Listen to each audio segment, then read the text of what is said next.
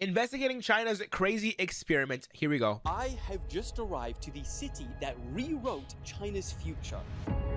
Shenzhen, China.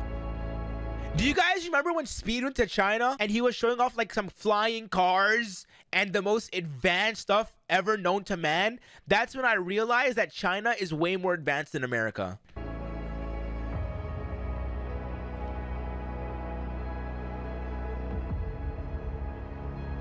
This city wasn't supposed to be like this.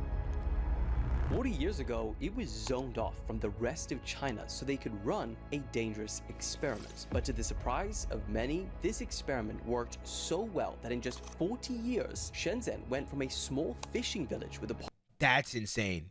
That's insane. It was a fishing village? population of only 20,000 people to today, one of the fastest growing cities the world has ever seen, with a population of nearly 20 million.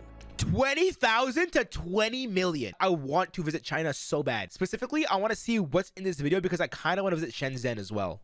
In fact, the China you know today, the only country in history to lift 800 million people out of poverty in just 50 years, that China was only possible because of the experiment that happened right here in Shenzhen. Man, This place Shenzhen. feels so like another planet. There is nothing like this in the world. It's got life, it's got youth. This place is beautiful, man. Probably the coolest looking drinks I've seen in my life. Bye, robot. Oh my.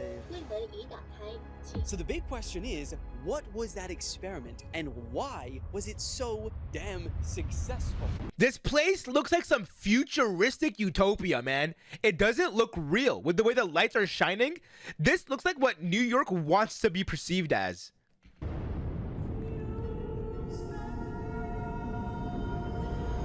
This is where our journey begins, a train station. It might not seem glamorous, but when you go inside... Oh my gosh, look at this place. Now, to figure out why this city is so different to anything else on the One thing I'm very curious to understand is how clean is it? planet, for the next 24 hours, we will be testing their self-driving cars, Bro, if the Chinese cars could be in America, Tesla wouldn't exist.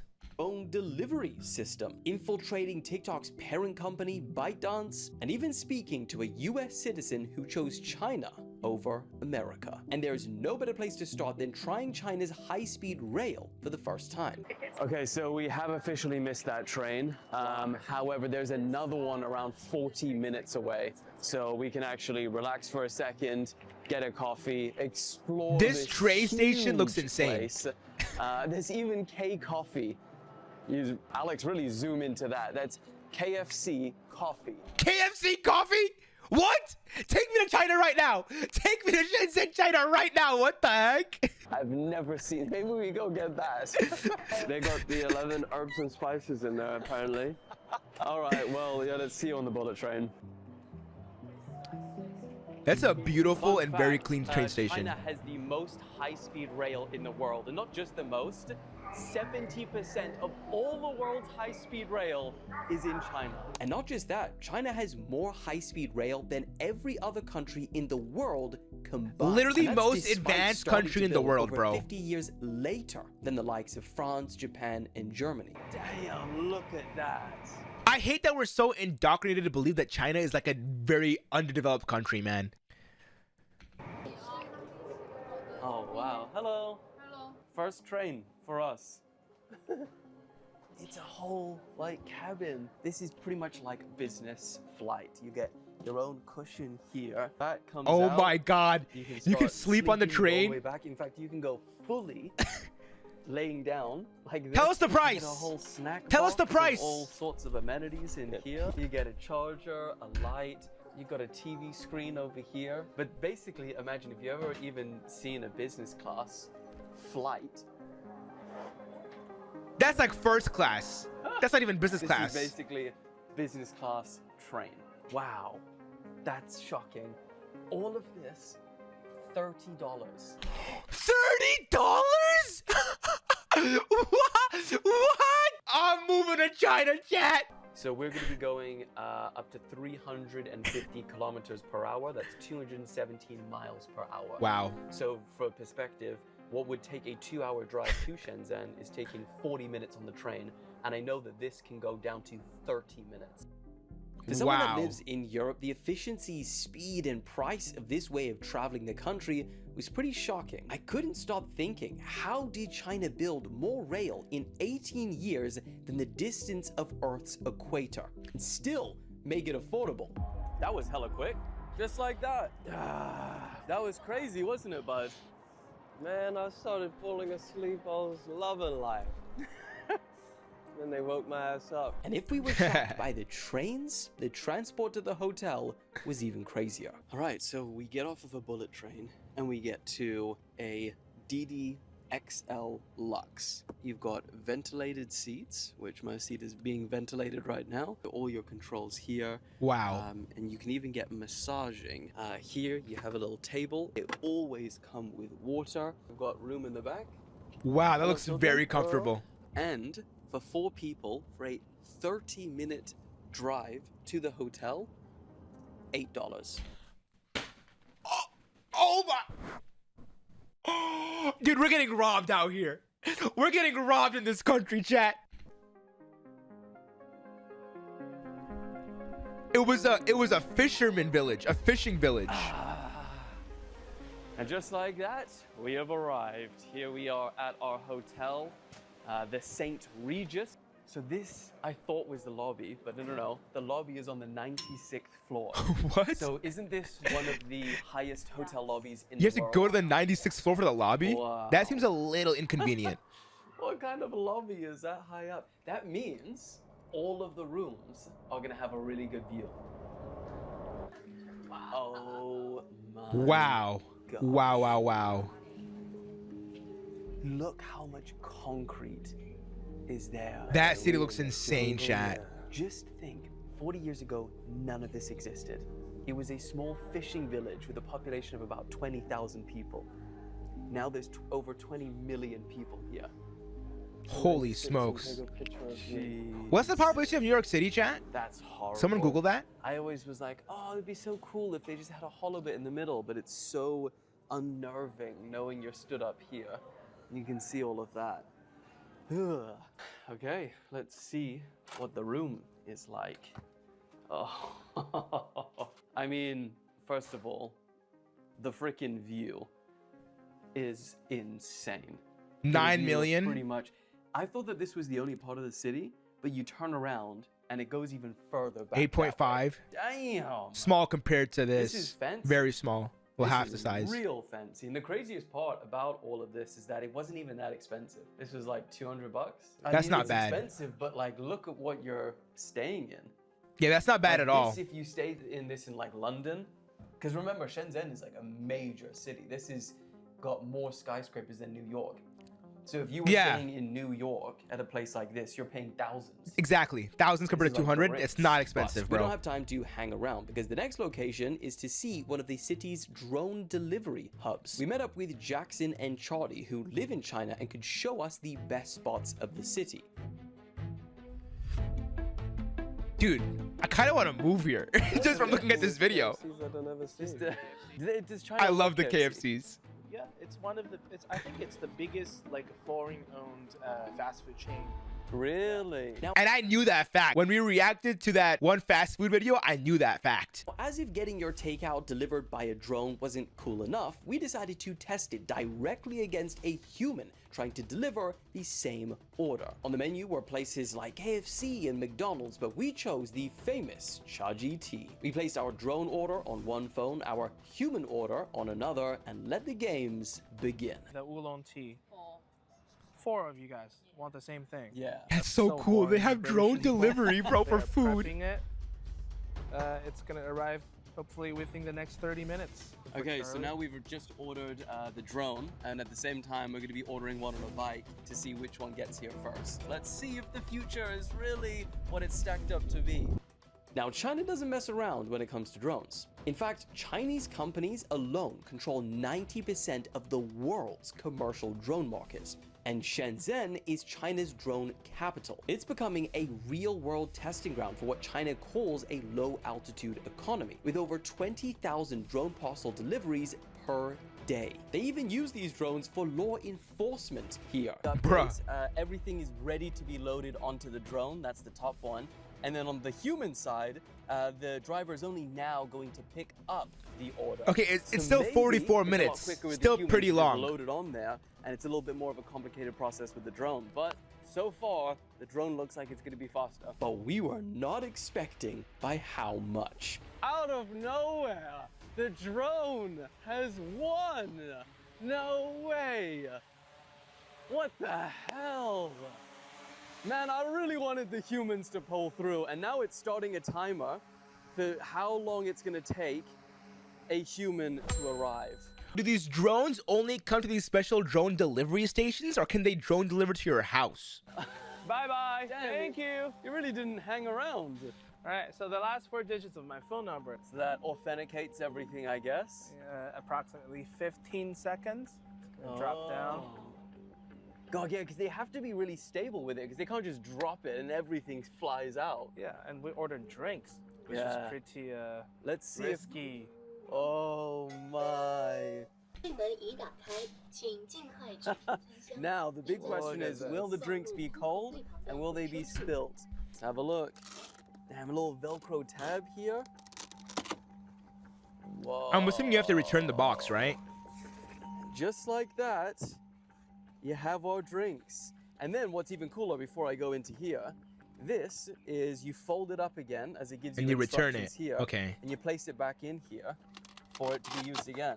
Okay, so that means that these drone delivery things only deliver to like certain like drone locations. Look at that. Simple. Wow, look in there. Perfect. Unspilt. And freezing still. But despite the drone already arriving, the human was still 500 meters away from even picking up the order. All right, well, let's see. In the meantime, we can now enjoy our oolong teas from Chaji. All right, it is now 20 minutes after the drone has arrived. This is getting crazy. It's that bad now where Whoa. we might have to just cancel this whole order with the human because it's taking so long. All right, so 30 exactly minutes? 41 minutes Yeah. later, we have... Yay! 对，6020对吗？ Thank 好， you. 谢谢。 Wow. 27, basically a 30-minute difference between ordering from a drone versus a human.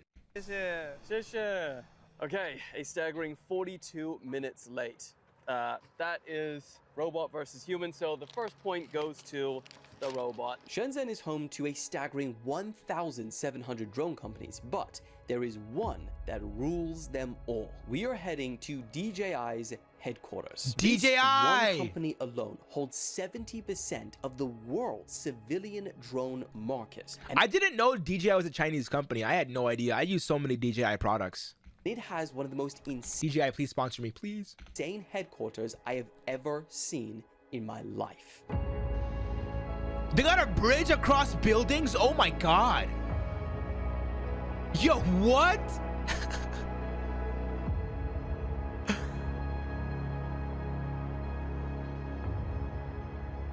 DJI absolutely dominates the global drone market and makes over $11 billion annually. The only reason companies like this are allowed to exist in China was because of that one experiment all those years ago.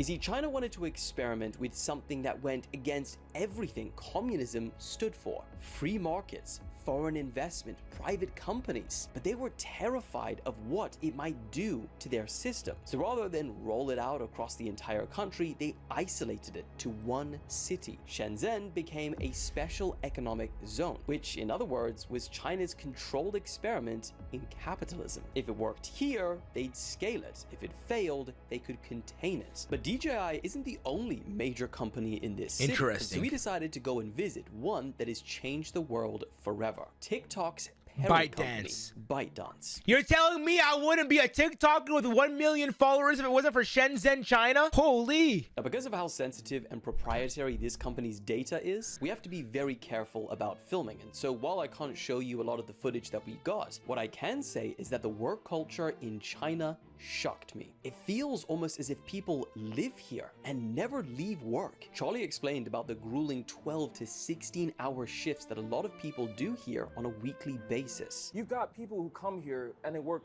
9 a.m., 9 p.m., 6 days a week trying to get to that paycheck, right? And they just zone in, right? A lot of people in Shenzhen don't have personal lives, right? So where are you going to be able to find Americans with that type of work culture and work ethic?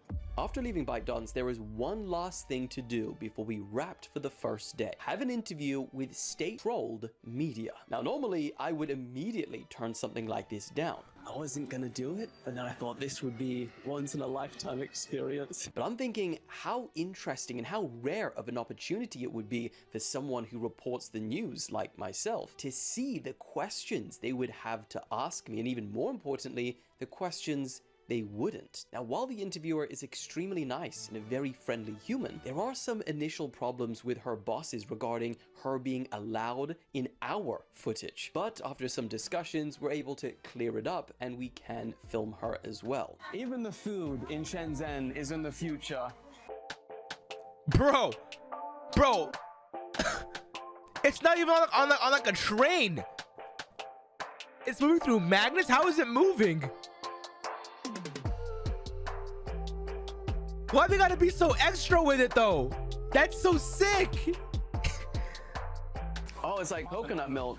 Now that we're finished eating, we go outside and film this interview with a beautiful background of Shenzhen. And it goes exactly as expected. All the questions are very positive and they get me talking about how good Shenzhen is. Anything negative or touchy is completely avoided. So it remains a very positive and easy interview. And this is something that I would not normally get in the... You know what else he has shown?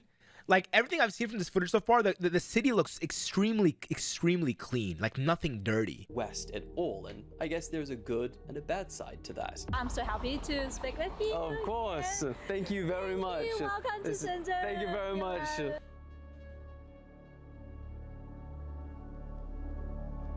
Actually, all of these hotels that we've been to, Super clean. They have these robots that literally come in the lift with you. You suddenly know like what floor to get off on. You go all over the place. It's That's so crazy. I think it just does deliveries of like food and drinks and like if you order like Uber Eats, for example. I think there's a hotel in New York City that has this. I'm pretty sure. I could be wrong, but I'm pretty sure there is one. There you go, off he goes. See you later. You crazy little thing. Get out of here. They really got a Chill. Wall-E just walking around. Okay, we are back at the hotel. We just finished up with the CCP. And I can literally say that, literally. It was very interesting. And like I knew that we had to get our own footage. Just in case, because I didn't know what to expect. It was hard on my side for it to be like because I'm primed for like what's engaging, right? And that felt very much like there was never going to be any engagement because it was just like working off of a very tight script.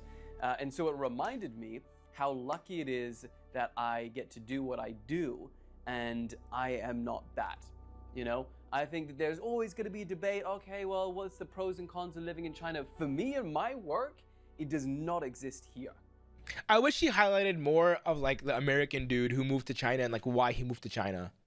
So it reminds me how lucky I am, how free I am to do what I do in other countries. These are the little moments that remind me, despite China doing incredible things, it does come with a cost. The lack of freedom and expression seems to be one of the major things. True. Black COVID is okay. There it is. That was some shit. China's surveillance system is so vastly deployed where it's like they have the ability to bar you from entering public spaces, right? So they're doing really precise daily tracking of like, when's the last time you did a test? Who are the people you've interacted with recently? All of these things they could track. Like if in your neighborhood they confirm that there was like one suspected case, they lock the whole neighborhood for 2 weeks. That's insane. They have like a camera system, right? Where they're like face tracking everyone in the city, right? I'm sure Shenzhen has that too, right? What? So it was a different world, man. The next day arrives and we wake up to this beautiful morning view of the city. So naturally, as everyone begins their workday, we need to see how they get there. Okay, it is day 2 here in Shenzhen, and we're at a railway station. You think, That's not very cool, actually. This is the largest underground metro station in Bro. China, perhaps the entire world. And this thing is hyped. So let's see if it lives up to that hype. This is Gangsha North Station. And if you're from the West, you'll notice it doesn't look anything like the subways you're probably used Not to. at That's all, because bro. Most Western metro systems were built between 50 and 120 years ago. So they kind of feel like it, whereas many in China were built recently. This kind of reminds me like the Oculus in New York City, but not really. Again, it kind of feels like it. I don't even know what this whole thing is. They've got a freaking climbing wall. They've got a freaking Xiaomi. Take their train stations really serious around here, huh? Ah, for real. Now, because this entire system runs on QR codes and mobile payments, we actually can't figure out how to pay. We end up pestering the station's employees so much that one of them just pays for us. Thank you. Thank you so much. She's just pissed off well, at that him. was amazing. She just literally paid for our ticket to get rid of us. Now, we are at the largest underground metro station in the world. And if you come over here, you will see exactly what I'm talking about. Those are the trains underneath those capsules. Bruh. So no pollution. You don't get any of that train brake dust Yeah, that's and a like good smoke coming through. All sealed inside. Quiet as well. Yeah, no because noise. it's all covers. And look at that. Oh my lord, that's busy. Very busy. In fact, this station can accommodate up to 350,000 passengers insane. daily. But it doesn't stop there, because next we are heading to BYD and seeing what China's Yes! electric cars have done for the city, but also the country. I love BYD cards. I love seeing them on TikTok whenever they come around, man. They look so cool. Let's head to BYD and see their Yangwang. Yes, Yangwang is the name of their supercar. All right, Jackson, where are we today, brother? We are at BYD HQ. This is the headquarters of the largest EV company in the world. Yeah. And I dead ass think till this day that if they were allowed to be sold in America, Tesla would literally not exist. And yet they don't have too much security, do they? He did not get that joke. Honestly, it looks like any other factory, but they make the most EVs, and they also make the fastest car in the world. Now, when people speak about Chinese innovation, electric vehicles are the #1 topic. Whoa, you gotta record this. It's starting to... Dude, how do they do that? Car. It just feels like, you know, when you're on like a amusement ride or something. That's The area crazy. we're in Shenzhen. Shenzhen and this entire province, Guangdong province, has the same GDP as South Korea, 91 million people. And all they do here is manufacture electronics products. If I want to find a display, a capacitor, a special IC, a microphone, a speaker, a camera, I can drive 1 hour in any direction to find a factory that can manufacture that. So when we talk about the density of supply chain that it's been here, that's been built up here over 20, 30 years, like there is nothing like this in the world. Because not only does China now produce over 60% of the world's EVs, but their biggest company, BYD, sold over 4.2 million electric vehicles last year, outpacing Tesla for the first time ever. They outpaced Tesla? So this is BYD's, what they call a Sky Shuttle. Which is pretty cool. They don't only just make cars, they also make trains. But talking about cars, we needed to try some that drive themselves. Yo. What the hell? Stop. I mean, we have this in America now, so it's not that crazy anymore, but it's still insane. Let's see if it'll stop. Yeah, it is. It's slowing down for her. Oh, it even changed lanes. Still though, yeah. Well done, Clanker. I have not seen We have Waymos in this America? clanker indicate once. That's a felony. Oh, we made it without crashing, Charlie. I'm disappointed.